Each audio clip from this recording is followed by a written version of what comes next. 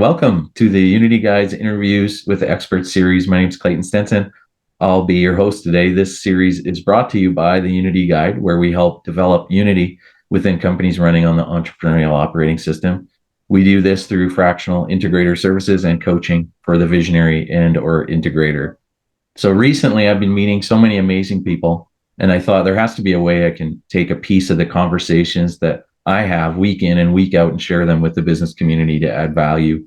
And one of those amazing people that I know is Jeff Schafer. Jeff is an EOS implementer in the Texas area, and the topic today that he's passionate about and we're going to discuss is the L10 meeting and a couple of the elements of it. But before we get into that, I just have two questions for you, Jeff. First one is, what is EOS in your own words? And just in case someone watching doesn't know what it is. EOS is a complete system, and what it does is it harnesses human energy. The folks who run EOS meetings, implementers we call them, they bring all the energy in the room. They facilitate the right answer. Often 90% of the time, the right answer is in the room. EOS, the system, and EOS implementers get that right answer out of the team. There's much more to it than that, but at a high level, that's what EOS is. That's awesome. I love that. As I say that quite often too, like it's getting the knowledge and power of the room engaged and together. That's great. So how did you discover, second question, how did you discover EOS and what led you to become an EOS implementer? So I'm a fourth generation entrepreneur. I got my start in Vancouver, Canada. I grew and expanded my company to Frisco, Texas, where I found my true home. Grew my business in both locations, and everything was going great. I had larger clients, more staff in both places, checked all the boxes. Except one day I looked out and I'm working late yet again. My kids aren't getting any time. I just realized this is a little too much. It was really sucking the life out of me. The business was sucking the life out of me. So I sold the company. They hired me back, and then we brought in an EOS implementer. And we implemented EOS, and I watched my own company triple in size in 3 years. I wasn't a stakeholder at the time, so it was a big learning lesson for me. After that, I brought EOS into a few more companies. One failed fast, which didn't hurt too much. It was nice to not drag something along. And one, I took on a startup and I 5x'd it in 1 year. Wow! And it was during that time I realized I love this process. I love this system. And so I sold it all off, became an EOS implementer. I'm just dedicated to helping teams utilize EOS. That's awesome. That's a powerful story. So now we'll transition into the topic that we're going to talk about, which is the L10 meeting. Maybe actually the first question is, what is that? What is a level 10 meeting? Well, when as EOS implementers, there's 190,000 companies using these tools right now. And one of the most powerful tools is the meeting pulse. And it's a meeting that we ask these companies to run on a weekly basis. But before we get started with them, we ask them, hey, on a scale of 1 to 10, how good are your meetings? And across the tens of thousands of companies we've helped, the number we get, what would you guess it would be, Clayton? What number do you think they say? Low, less than 5 for sure. In my experience, they say 5 or 6. Oh, really? And I might get a 1 or a 2, but it's usually around 5. But okay. Across all of us, there's around 689 coaches across the globe who coach EOS, who are EOS implementers. We have found that the average is around 4 that people ask. So the reason I bring this up is we call this a level 10 meeting because it's a world-class meeting that takes your meeting to a 10. It's a meeting to replace all those other meetings. It's a meeting that gets everybody engaged and getting all the things done in the time that they have to get it done so that everybody can work independently and with autonomy on the work that they have to get done. That's good. What always comes whenever I think of meetings, I think of the book Death by Meeting by Patrick Lencioni. I've been in a lot of horrible meetings over the years, so L10 meeting is a breath of fresh air. So tell me a little bit about why did you want to talk about this? Why are you passionate about this topic? Why am I passionate about this one? Probably a combination of reasons. I find that it's the quickest way to get results and get a pulse on your people is in this meeting. And I really, it's really on like in my heart. I want to help people. And I just think back to my own past. And when I had more effective meetings and I got to know my people, what their needs were and what their challenges were, we got further faster. And so that sort of set it and forget it. I've got the plan, go execute my plan. Doesn't work. I tried it, doesn't work. Not listening doesn't work. You really, as a leader, you need to be a great listener. I find that this meeting just, the level 10 meeting, you do it on the same day every week, starts on time, ends on time. And you make sure that it's the same agenda every week. And just that rhythm and everybody expecting that that's going to happen, that alone does some of the work for you. So I'm passionate about talking about it because I think that anybody listening, this could actually, if you just try to do this, it's actually going to help you grow your business. That's great. So all the meetings I've been in over the years, one of the challenges I find is that people aren't engaged. You're leading a meeting and, maybe you're doing most of the talking or a couple other people are contributing, but there's a lot of people with their arms crossed. Right. So how do you deal with that within the I get asked that question a lot, and it brings back some memories to when that was happening. And sometimes I was the one with the arms crossed, and sometimes I was the one dominating the discussion. So I empathize with that position. But yeah, here's what I've learned is in this level 10 meeting, I mentioned we have the same agenda.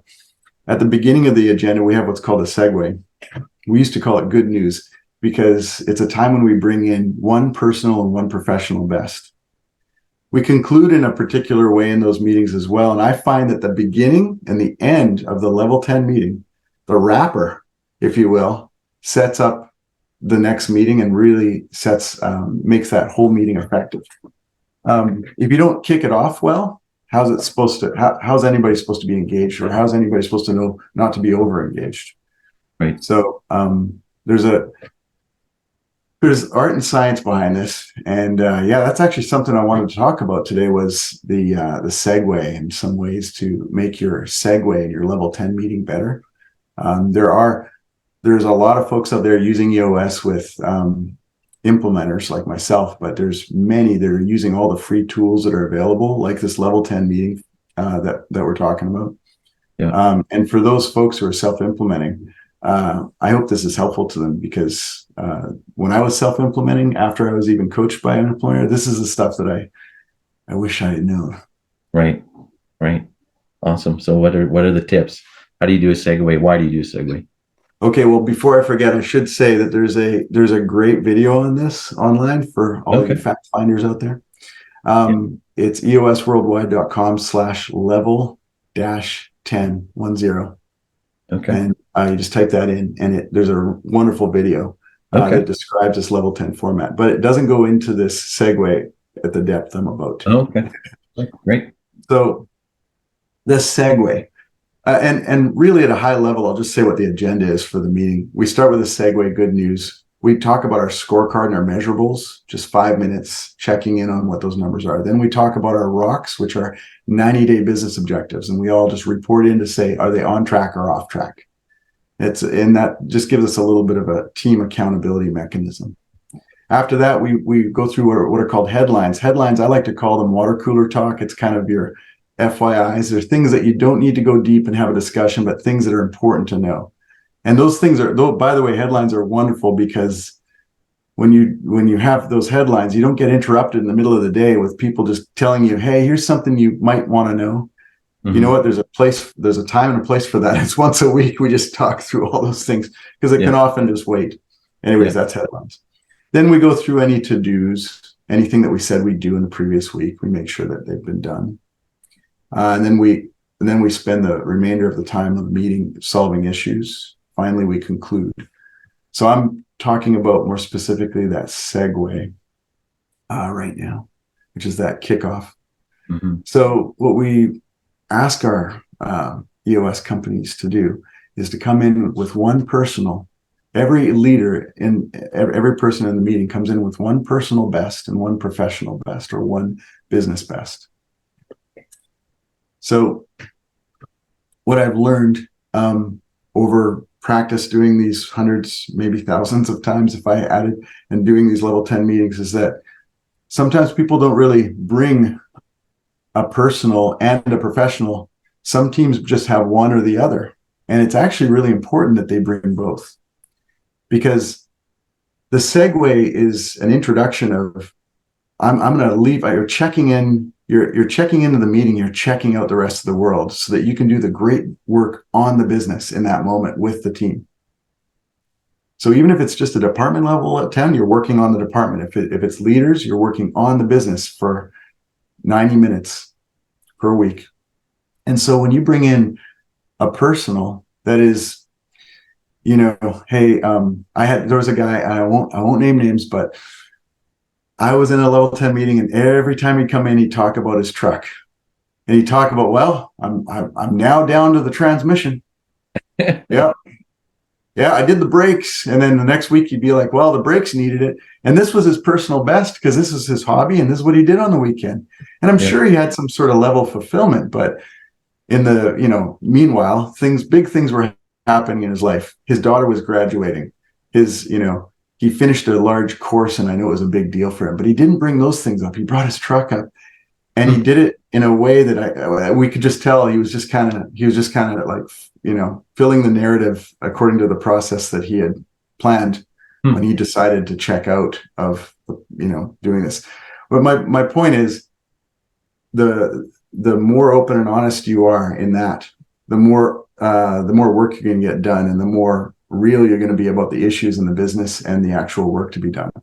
So right. To any leader leading a meeting, when you've got this fella, let's call him Alex, and he comes in talking about his truck, the leader should just have a one-on-one with him and say, hey, you'll notice that I talked about this and this person talked about that. Could you up your game and just say something that really matters to you? Because when you do that, it means that we know that you're really with us and that you're ready to have this meeting. So the personal best, it matters at that level. It's kind of signaling to each other that, hey, I'm ready to be open and honest today. Mm-hmm. Now, the professional best, I wouldn't be so direct. If somebody comes in and they say, I've heard this often, they come in and they say, well, I don't have one. It's just another week of me, doing the work. I just do the work here. Yeah. As a leader in that meeting or a facilitator, I would actually come ready to say, hey, here's your personal best or your professional best. Here's what you did. Your business best is you did this week, and I want to thank you for it. Wow. Really, as a leader, you can lead by example and show them what they did. But really, this is a time when you're listening to see, are they really bringing value to this company? They just spent a week in this business. And if they don't have anything great to say that they did, one thing that they're proud of or that they did, you might have to have another conversation with them. So listen carefully to that person or that business best, see that it's there. Because when they do check in and they are willing to say to their peers, hey, I delivered this to us, it actually is a great way to say, I'm ready now to work on the business. Mm-hmm. It's so yeah, the way to address it is to just tell them what you think they did, but always make sure that everybody brings a business best for that reason. That's good. I always tell people that because I think sometimes segue feels like, why are we doing this? Right. I always tell people it's a couple of reasons. One, it helps us get present, right? Like, it's a transition from whatever you're doing before to, being present with what we're doing now. And the other side is it's a great way to get to know each other, right? Like if I talk about my kids or talk about whatever is going on, like we're getting to know each other as well, and getting present. So I think that's a good part of the segue too, that I don't want people to underestimate the value in it. Awesome. So, and thank you, Jeff. I've never really thought about it in those ways. And I've had people before say, I don't really have one. That's brilliant, right? To give it to them. Like, this, I think, is your personal best. You did this, and, encouraging them and affirming them.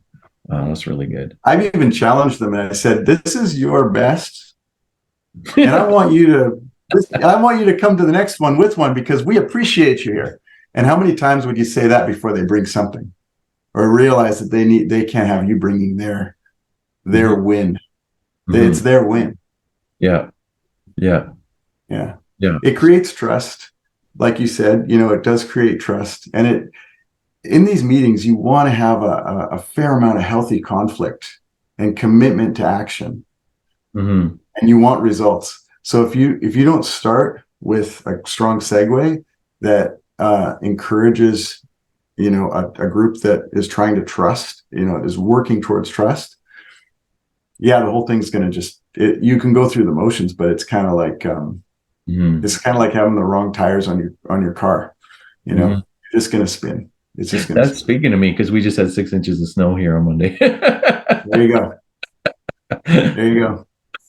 Yeah, but you're in Calgary, so there'll be a Chinook, and then the snow will be gone. Hopefully, right? So how does this help with engagement, like the people that are checked out? Like, because they have to speak. Like, everybody gets a chance to speak and is expected to speak. Is that kind of laying the groundwork for everybody being engaged? Yeah, it's the reality is some folks everybody has a bad day at times, and some people aren't ready at times. But if the promise of that meeting being in the same place at the same time with the same agenda is predictably going to happen, folks begin to get better at being ready for the meeting and present. Everybody has a chance to say their business and personal best. And yeah, it does exactly that. By being in that way. But I just talked about it for 10 minutes or something. But it is not that long. It's only 5 minutes. Even if you have like 8 or 9 people, you don't spend a lot of time. It's really the value of the content and the presence of the content. It's not the length and duration. So a company starting US, they might have never done this before, and they want to trust build, and they have 20-minute segues. Well, that's not very effective either. I don't need to know all the details. So you have to find a way to say, this is what it was. It was true. It's really happened to me. This is my personal best. And here's what I contributed. I really did this. And this was my big effort or my big impact for the week. Yeah. And being intentional about that and being intentional to the team allows everybody to see that, even if it was kind of a low or a high one or whatever it is, they can see the effort, and it makes them want to have that effort. So. Yeah. So I think one of the other things is that it forces people to become concise, right? To learn how to be concise. If we're going to do, like you said, 9 people in 5 minutes, right? Like, you've got to be concise and sharpen what you're saying. I had another thought, but it totally left me. So we'll move on to something else. So scorecard is the next thing. So tell me a little bit about that. What's the value in that, and how do you do the scorecard section? So scorecard is, again, just a check-in mechanism. So when I self-implemented, even after being trained by an implementer, I think I kind of went on my own rules with this. Like I did the Jeff operating system and not the entrepreneurial operating system, the JOS. Yeah.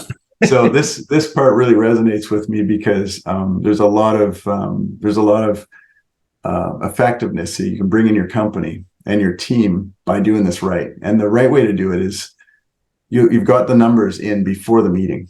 It's already in there. So you're all just reviewing the numbers. The person who's facilitating the meeting, usually the integrator, is reading the name of the person who is accountable to that measurable, naming the measurable, naming the goal, just saying it out loud. And then the person who is named says on track or off track. They don't say, here's the part I was messed up with. They don't say the number, and they don't discuss it. They just say on track or off track. Because it's sometimes a low number or an off goal number is expected. Everybody knows, and they just say on track. Sometimes, it's the interpretation of that goal and the person interpreting it that you're creating trust for. And if somebody wants to say, hey, that doesn't seem right, I think we got something wrong, you drop it down as an issue. So it's a very quick line by line, and it's 5 to 15 numbers. I was called by a company, a tech a tech company out of California saying, we're trying to do EOS, but it's not working. We're having a hard time using the 90IO software to get our 40 measurables in here. And really, this is taking all of our time. And I said, guys, one of the things we do with EOS, do you have an implementer? No, we don't have an implementer. I said, okay, well, one of the things we do with EOS, and this is so important, we simplify. So let's get that down to 5 to 15 numbers. Because if you've got fewer numbers that really give you a pulse in the business, it's going to be hard to come up with the 5 to 15. But how much more valuable is that to you? I know that there is patterns and trends you can see with deeper analysis, and coming from a software technical background, I do see the value in that. But with EOS, what we learn is those 5 to 15 numbers are really 5 to 15 activities, not like lagging calculated things. Put those and put all those lengthy things, if you like, put them in the quarterly or monthly reports and work towards those, but make your 5 to 15 activities get you those great results. So, I try to, that company that at 40, I just told them, narrow it down. They said, we can't. I said, well, what if you decrease the frequency and just looked at it monthly? They said, yes, we can do that. So I said, there's your solve. Do that once a month. Now look at what you could do weekly to get you those numbers. And they're like, oh, they had a big aha moment and they moved ahead. That's good. I got a quick question for you. Who decides that it's dropping down to the issues list if it's off track? Is it the integrator? Is it the person who's responsible for it? Is it someone else in the room? Well, first of all, if there's a tie or some sort of, the integrator is running that. It's not always the integrator who runs the meeting, but the integrator in a meeting will be the tiebreaker if there is a disagreement. And the integrator and the facilitator of the meeting will say for spending too much time or what have you. But when you need to call out, hey, we just set off track and we didn't drop it down. Anyone on the leadership team can say, I'd like to talk more about that, even if it's not their number. If they need a better understanding and they're on the leadership team. Now, if everybody's rolling their eyes saying, oh, why does accounting want to know why sales numbers are off? If you're doing that, that's a problem. You should be curious about that and find out, why is that? Why can't the CFO ask about the sales at this level? Is it because we got the wrong measurable? Is it because, if we're choosing to report it, shouldn't there be an understanding? So, and the answer is anybody can bring it up, but the person who typically brings it up is the facilitator of the meeting or the integrator, which don't always have to be the same person. Because I've seen it happen where it's like someone's like, oh yeah, no, that's off track, but it's not. The person who's responsible says it's not an issue that needs to be discussed. I always think that that's not a good idea. That the person responsible says it's not an issue, right? Like, so I've had that question before. Like, who determines that, right? Because if the integrator disagrees, the integrator just says, I still have questions, and it's not that the person in charge gets to veto that. If we all at the leadership table, we all say, yes, let's do that. Let's have that discussion. And it might, and if you're ever in that situation, you're the integrator and you're running the level 10 meeting and you had to push back, what you can do to sort of soften it and say, it might just be a very quick discussion. Just say that. We might rifle through this really fast. Given your confidence that this is small, I get it. But I really think we should. Let's just spend 30 seconds on it later. Okay. Awesome. So another issue that I find happens in L10s quite a bit is low issue volume, or, maybe it's the integrator is the only person putting issues on the list. So how do you deal with that if people aren't adding issues and there's not enough issues? There's a few ways, but a couple that come to mind. The one that I see a lot, I've seen with some clients recently, is they're tackling an issue that is actually larger than something they can solve in a week. A lot of the issues, there's two issue lists in EOS. There's a short-term issue list and a long-term issue list. And if you're trying to tackle a long-term on a short-term list, somebody has to call time of death on whether we can solve this. So if you're like, I don't know, if it feels like it's been a long time that you're trying to get to the root of this issue and you're not getting anywhere, somebody in the meeting should put their hand up and say, is this possibly a long-term issue that we need to solve with rock setting, or like by creating larger objectives in our quarterly meeting, or maybe even in the annual? Are we like, maybe we don't have enough game for this, for this issue. So calling it a long-term issue has helped some of my clients, because they're taking on things, and sometimes when they realize, oh, we can't throw in the towel on that, then it becomes obvious to them that that's actually many issues. And then they, instead of trying to combine all their issues into one big thing, they realize we could break that down into parts. And when they do that, it creates more issues in the issues list, but it's now in bite size and they can actually solve it. So that's one is figuring out the size of it. Is it really short term or long term? Another one that I see is the I in IDS. So in EOS, when we go to solve issues, we find that, like when leaders come into a room, they often just discuss, and they wear each other out. So we built this IDS methodology, which you're probably quite familiar with. First thing we do is we get to the root. We dig and get to the root of what that issue is. And then discussion. Once we do, discussion is brief. And then the solve. And if it becomes repetitive, like if everybody in the room has to say the solve in a different way, we consider that politicking. And if you're in a room and that's happening, we just have to say, yeah, well, let's move to solve. Don't let the repetition happen. Then we move to solve, which is usually a to-do or a cascading message. So people not being engaged or low issue volume is sometimes right sizing the issue. Sometimes it's just getting down to that root cause so you can actually have an effective discussion. And I've seen points where integrators have said, and they realize, you and I talked a little bit about Colby, but if you realize who's in the room and how they solve problems, what their instinctive strengths are, sometimes as a facilitator, when you know that it's reliably going to go to this person and that person, or this guy's going to want to look at it from every perspective and describe it before we get to one layer. If you know their conation or their instinctual strengths, you can actually then sort of redirect the conversation and ask the guy who's quiet in the corner, hey, what do you think? Everybody stop for a sec. What do you think the root of this is? Just by asking and provoking once in a while, you'll get one layer deeper. And that sometimes is all it takes to get through that issue or get your issue volume up. Yeah, that's good. Well, we're starting to get closer to the end. So I want to make sure that we cover the last thing, which is the conclusion. Why is the conclusion important? What advice do you have about the conclusion of the L10 meeting?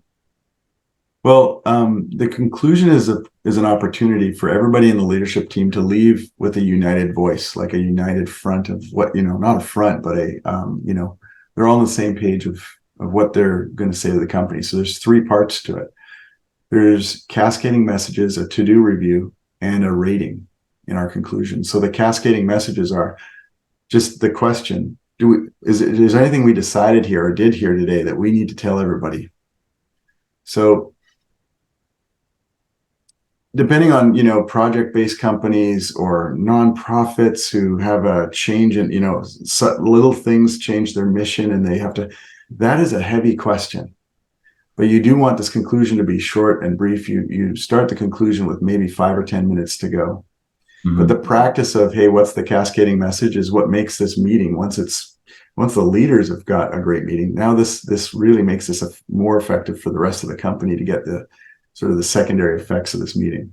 So you ask that question, you make sure everybody is on the same page. Then the to-dos are really just what project managers always do. They say, hey, here's what I captured today with our to-dos. You got it? You have it? You have it? And so you have to do that well. Oh, and a little pro tip here for you, by the way. I came across a self-implementer recently who somehow, and I don't know how they missed this, but when you're running a level 10 meeting, there should always be somebody capturing to-dos that is separate from who is facilitating the meeting. Whoever's facilitating the meeting, whether it's the integrator or whomever, they can't keep up with all the to-dos that are happening. You need to have somebody separate. So when you do that to-do review, it's often the person who recorded the to-dos who's going to read them out. It doesn't have to be. It's nice if it's the integrator or whoever is running the meeting. But when you do that great work to review a very well curated to-do list, you got commitment for the week, and everybody can just work independently as much as possible. Finally, the rating. The rating is a scale of 1 to 10, and 10 isn't like perfect, like gymnastics, like I landed the jump, It's how did we progress as a team today? Did we do better than we've done before? How are we as a team? And so when you get a lower rating, which might be for any given team, it might be like a 7 or a 6. You ask the question, not to the individual, but to the whole team, what could we do better today? And you go around and ask everybody, what could we do better today? And this creates a feedback mechanism where you as the integrator or the facilitator of that meeting, you're going to write that down and you're going to make the next meeting better. And that's what makes this a world-class meeting. That's what really takes it from, in my opinion, an 8 or a 9 to a level 10 meeting, because you're going to make the next meeting that much better. So I've come into new teams and new crews and I'm like, oh, it's rough. But because of this rating and the discussion around the rating, especially when it starts with a segue that's really open and honest, when you start it that way, they will give you the honest number and they'll have a real reason behind it. And it's their way of, some people weren't as vocal in the meeting. This is their one, everybody has to rate the meeting. So this is their one point where they will say how we're doing. No, that's good. That's good. I think one of the things that I love about EOS is that it's trying to create that open and honest environment where, feedback is a good thing. And, we need to discuss issues and improve. And, it's in an unhealthy company. I think like there's issues there, but they're not talked about in a healthy way. Right. And that's one thing I love about the L10 meeting is you create a place where you can talk about issues, be real, and work towards solutions, and not, that's quite often what I do when I come in as a fractional is it's like, okay, guys, what you need to bring this up, right? Like you need to, and I've had people apologizing for bringing up issues. I'm like, no, don't apologize, right? Like, this is what this is for, right? And it's good. You know what? You just saying that made me realize, to answer your first question that you gave me about why this topic, I think it's because I'm talking to you, partly because I could imagine you going in as a fractional integrator to like teams that know each other, and you have to get to know them. They have to understand and trust this process. So I think maybe on some level, I just realized this might be a great tool for you to just set this, because all I'm talking about with segue and conclusion, all these tips are really just about setting the stage. Like set the stage for the meeting and set the stage for the next meeting. It's so critical. All the hard work that happens inside, there's lots to do, yes, but you'll go further faster, but if you're ready. Awesome. Well, thank you, Jeff. Thanks for sharing these insights. There's some good stuff that I hadn't thought about. So it's helping me, and I'm sure it's going to be adding value to other people. So if someone wants to learn more about EOS and what you do, how should they get in touch with you? So you can find me on LinkedIn. I'm pretty easy to find. Otherwise, go to eosworldwide.com. You can see all the information, all the tools on EOS. We actually have a directory, so you can look up who in your local area is an EOS implementer.